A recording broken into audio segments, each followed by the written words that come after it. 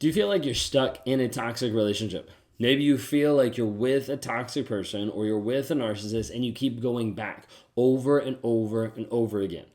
So many times we see people that they get out of the relationship, they leave the relationship and they're like, phew.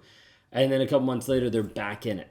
And they're like, I don't even understand. Why am I back in this? Like, why am I struggling with this so much? You might be dealing with this concept called a trauma bond.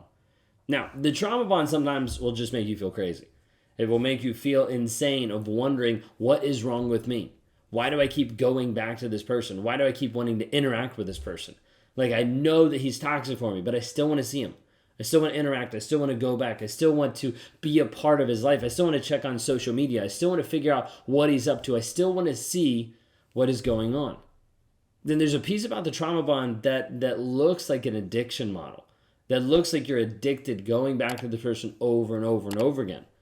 There's also a piece of it that leaves you with no peace, even though while there's peace. Know what I mean by that? It might mean that you're even out of the relationship. Like you've called things off, he's broken up, you've left, whatever it might be. You're out of the relationship and you're like, whew, at least I have some peace because this person isn't actively abusing me. But you don't feel peaceful. Countless times we've heard this from different survivors getting out of narcissistic relationships, and they're like, but I don't know what to do now. I don't know what to, like, how to connect, how to heal, how to grow, all these different pieces. Because a lot of times people are stuck in the trauma bond. What's the other aspect of the trauma bond? A lot of times the trauma bond would look like rumination.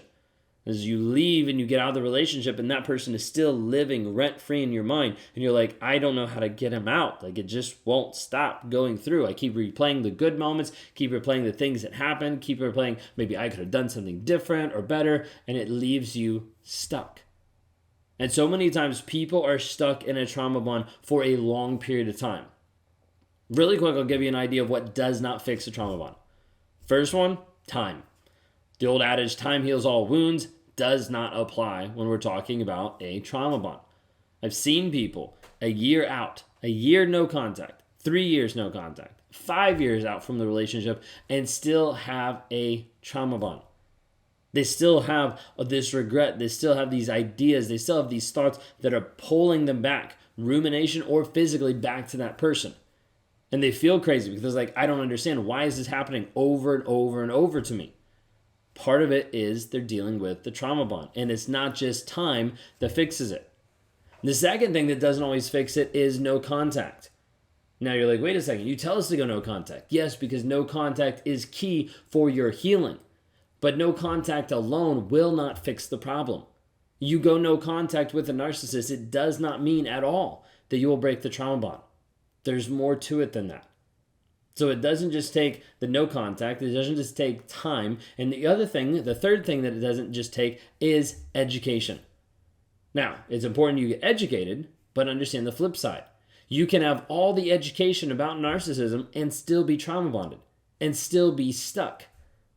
As you're hearing me talk about this, is this you? Right here, right now. Like, if so, leave a comment down below so other people know that they're not alone. Now, I'm going to walk through some of this video, walking you through the process of breaking a trauma bond. If you want to do this more extensively on your own pace, you could do this at claritychallenge.net, the 45-day clarity challenge. If you want to speed this up and you want to talk to me one-on-one, be like, hey, what are the exact steps that I need to take as I go through this? Then talk to me at rawmotivations.com. Like, this whole piece of breaking the trauma bond is one of the key and the most pivotal pieces that you will ever understand in getting out of a toxic relationship. But the hard thing then is that it's going to take work.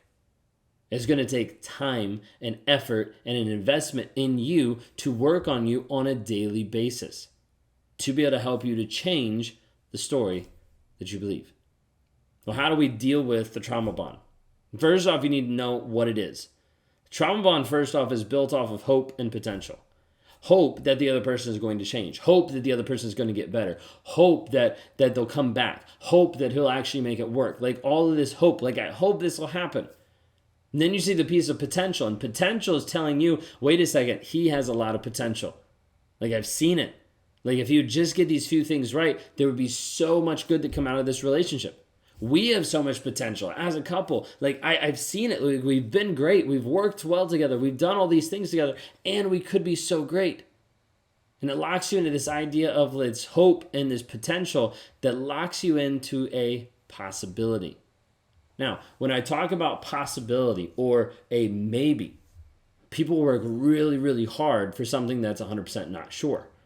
This is why you have people addicted to gambling, playing the lottery, different pieces that do not have a sure outcome, but have a hope, that have a possibility of something actually working out. They did a study, and if you don't believe me, it's in the Covert Passive Aggressive Narcissist by Debbie Mirza, where they worked with monkeys. And they worked with monkeys over and over, kind of like Pavlov's theory, where they got to be able to see that really the big piece in dealing with monkeys was their anticipation level to getting a treat. However they ran the experiment, it got to the place where like their anticipation levels rose to the level of someone being addicted to cocaine because of the possibility of something actually happening. You get to the place where you start to be addicted to a toxic person because of the possibility that they might change. Because they've told you they're going to change about 325 times. They just haven't done it. But this hope, this potential, possibility, the maybe gets all wrapped up and gets you stuck for a long period of time thinking maybe they'll change. Maybe they'll come back. Maybe it'll be different. Now, the other thing that makes up part of the trauma bond is the cognitive dissonance. I kind of touched on this earlier, but cognitive dissonance is the idea of holding two opposing thoughts at the same time. Do I believe his words or do I believe his actions? Like, do I believe this or do I believe that? Or you could be in that high anxiety state of like, wait a second, do I make this decision and get yelled at, or do I make this decision and get the silent treatment? Like, which do I actually do? And this back and forth will put you in the state of like limbo that typically will immobilize you and will leave you in the aspect thinking a couple things. And the first one that you might think is, this is what love actually is. This could be predisposed from your childhood, from growing up with your parents, from growing up in your religious organization, your education, the people, the previous relationships you've been in. All these things will get you to the place thinking, oh, this is what love is supposed to be. This is what it looks like. Or it could be the second aspect, which is, this is all that I'm worth. Like, even if I went to a healthy relationship, this is all that I would get. It wouldn't get any better.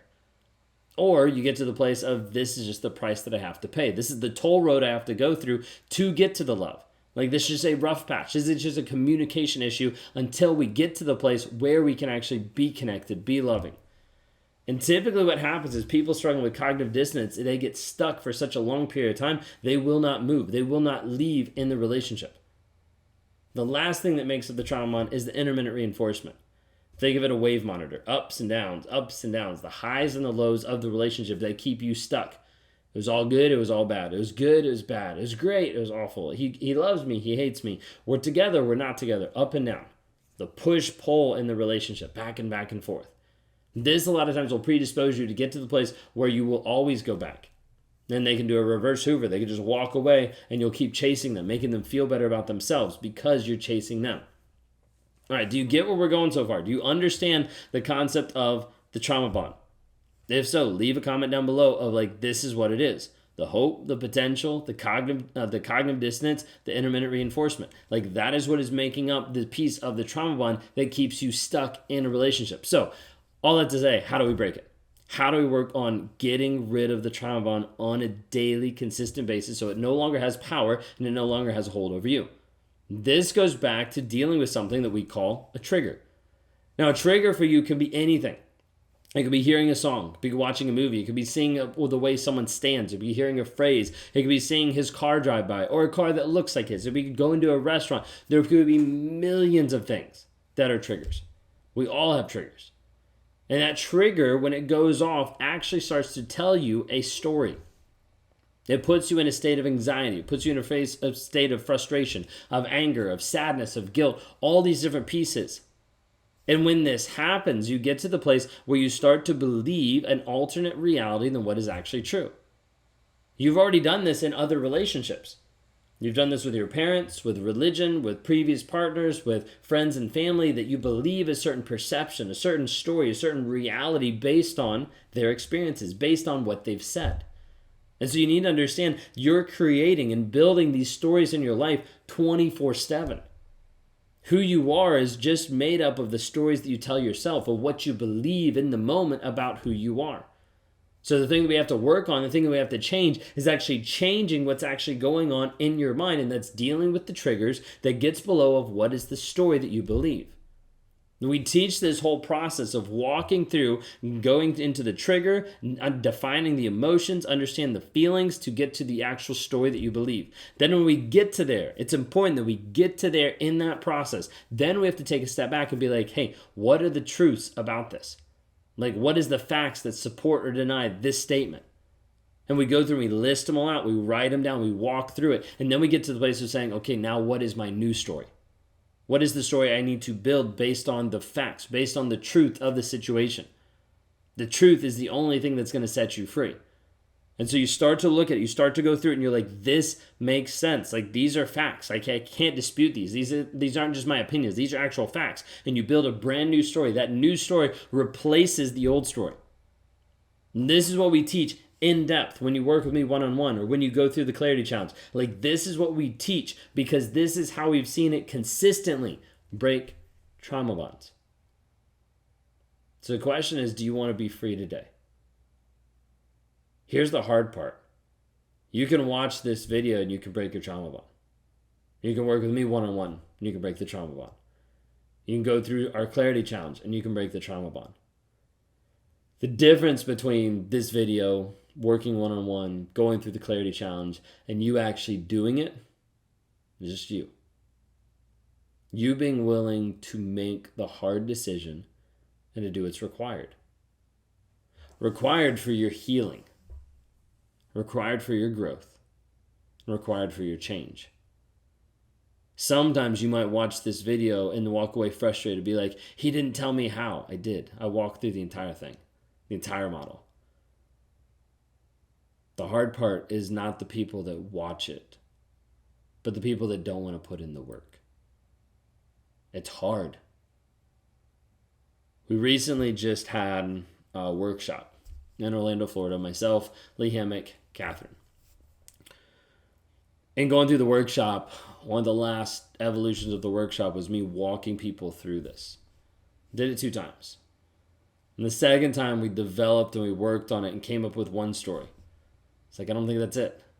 Dove a little bit deeper, found another story. Dove a little bit deeper, found another story. Dove a little deeper, found another story. Then we started working on changing that, on rewiring it back to truth.